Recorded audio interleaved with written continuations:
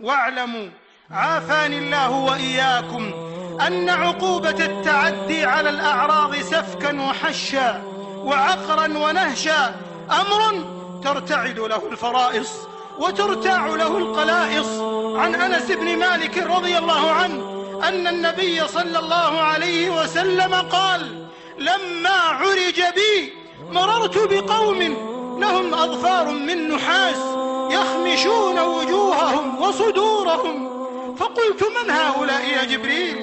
قال: هؤلاء الذين يأكلون لحوم الناس ويقعون في أعراضهم.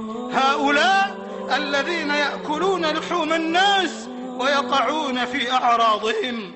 أخرجه أبو داود في سننه. فاللهم سلم سلم أمة الإسلام.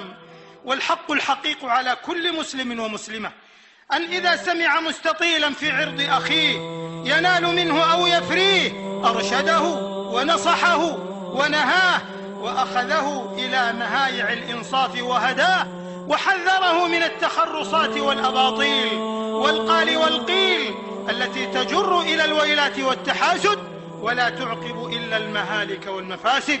يقول عليه الصلاة والسلام: من ذب عن عرض أخيه كان له حجابا من النار. أخرجه ابن أبي شيبة في مصنفه.